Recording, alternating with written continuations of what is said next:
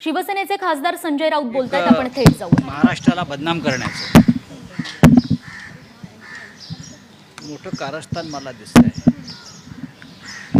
जर महाराष्ट्र, छत्तीसगड आणि पंजाब ही तीन राज्य कोरोनाशी लढण्यात नियंत्रण करण्यामध्ये अपयशी ठरले असं केंद्रीय सचिवांचं म्हणणं असेल तर हे सगळ्यात पहिलं फेल्युअर केंद्र सरकारचं आहे।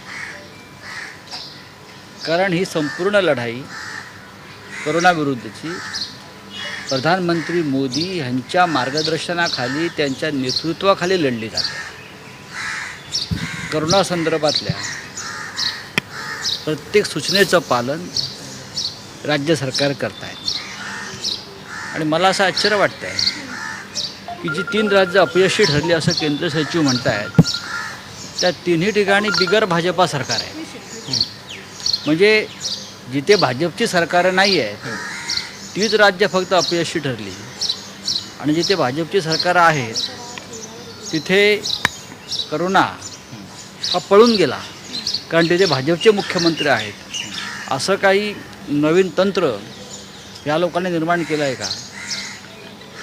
केंद्र सरकारने अशा प्रसंगी अत्यंत सावध आणि संवेदनशील पद्धतीनं वागायला पाहिजे। असे आरोप प्रत्यारोप करू नयेत। महाराष्ट्र सरकारनं आणि महाराष्ट्राच्या मुख्यमंत्र्यानं अक्षरशः प्राण जाय पर वचन न जाय या पद्धतीनं करोना संदर्भातली लढाई सुरू ठेवली आहे। हे राज्य मोठं आहे। मुंबई, पुणे, नागपूर ही मोठी शहरं आहेत आणि त्या शहरावर संपूर्ण देशाचा भार आहे। संपूर्ण देशातले स्थलांतरित मजूरवर्ग या आमच्या शहरामध्ये येतो, तो जात येत असतो। याचंसुद्धा भान केंद्रानं ठेवलं पाहिजे।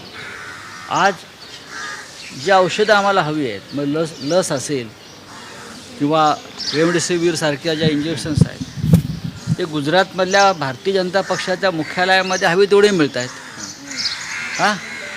आपण पाहिलं असेल सुरतला, अहमदाबादला, म्हणजे एका राजकीय पक्षाच्या मुख्यालयातून तुम्ही ते औषधे घेऊ शकता, पण महाराष्ट्र सरकारला ती उपलब्ध करून दिली जात नाहीत। ती छत्तीसगडच्या सरकारला उपलब्ध करून दिली जात नाहीत, ती पंजाब सरकारला उपलब्ध करून जात नाही। हा अमानुषपणा आहे। हे राष्ट्र एक आहे आणि राष्ट्र एक ठेवण्याचा हा मला प्रयत्न दिसत नाही। या संकटातसुद्धा जे राजकारण केलं जातं आहे आणि ते सुद्धा प्रशासनाला हाताशी धरून हे निषेध करावा असा आहे। खरं म्हणजे याचा सगळ्यात पहिला निषेध महाराष्ट्रातल्या विरोधी पक्षाने केला पाहिजे। त्यांनी केला पाहिजे, कारण हा महाराष्ट्राचा सुद्धा अपमान आहे आणि जर त्यांना महाराष्ट्राचा अपमान वाटत नसेल कोणाला अशा प्रकारे बदनाम करण्यासंदर्भात, तर महाराष्ट्रामध्ये आपल्याला राजकारण करण्याचा अधिकार नाही। फडणवीसांनी पंढरपुरात सभा घेतलेली आहे। ते म्हणाले की तीन पक्षाचं सरकार आहे आणि फावड्याला मास्क लावून खा अशा प्रकारची नीती अवलंबली आहे। ठीक आहे, या सभांमध्ये देवेंद्रजी काय म्हणतात त्याच्याविषयी मला काय म्हणायचं नाही। पंढरपूरचा विषय पूर्णपणे वेगळा आहे। ते काय व्हायचं ते जानना चाहेंगे, तीन राज्यों की बात की गई है। देखो, ये तीन राज्यों की बात अगर केंद्र के स्वास्थ्य सचिव करते हैं कि हाँ तीन राज्यों में कोरोना की लड़ाई फेलियर हुई है, कोरोना नियंत्रण रखने में ये तीन राज्य फेलियर हुए हैं, तो ये सबसे बड़ा फेलियर केंद्र सरकार का है। क्योंकि ये तीन राज्य केंद्र सरकार की मार्गदर्शक तत्वों से चल रहे हैं। कोरोना की लड़ाई में हमारे नेता प्रधानमंत्री मोदी जी हैं। जो प्रधानमंत्री कहेंगे वही राज्य में अमल होता है। दूसरी बात ये है, पूरे देश में ये तीन राज्य मिले, पंजाब, महाराष्ट्र और छत्तीसगढ़, जहाँ बीजेपी की सरकारें नहीं है। तो जहाँ बीजेपी की सरकारें नहीं है वहाँ ही सब फेल्यूर है, और बाकी सब देश में आबादी आबाद है। और जहाँ बीजेपी के मुख्यमंत्री है वहाँ से सिर्फ वहाँ बीजेपी के मुख्यमंत्री है या सरकार है, इसलिए कोरोना भाग गया।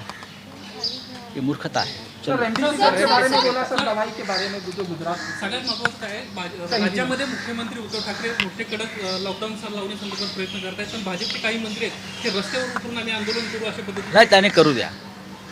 असं आहे की त्यांचा जर तो राष्ट्रीय कार्यक्रम असेल तर तो त्यांनी जरूर करू द्या, पण इथे आम्हाला महाराष्ट्रातल्या जनतेची जीवाची काळजी आहे। एका बाजूला तुम्ही म्हणता महाराष्ट्र फेल्युअर झालं आहे आणि दुसऱ्या बाजूला तुम्ही मुख्यमंत्र्यांना त्या संदर्भातले निर्णय घेऊ देत नाही। हे काय चाललंय? सर रेमडेसिविर के बारे में कहा। सर संजय राऊत यांनी भाजपवर निशाणा साधलेला आहे. ज्या राज्यात भाजपचं राज्य आहे, रेमडेसिविर महाराष्ट्र में उनकी शॉर्टेज है, सबको मालूम है.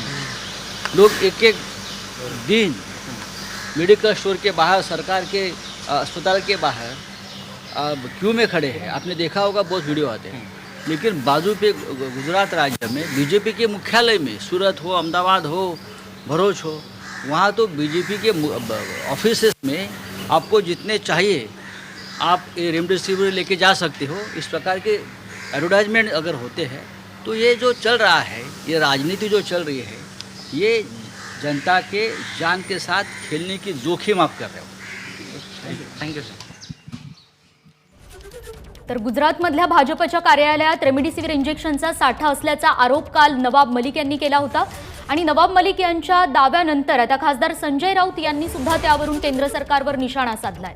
आणि कोरोनाच्या या लढाईमध्ये राज्याला बदनाम करण्याचं षडयंत्र रचलं जातंय, अशी टीका सुद्धा संजय राऊत यांनी केली आहे. एबीपी माझा, उघडा डोळे बघा नीट.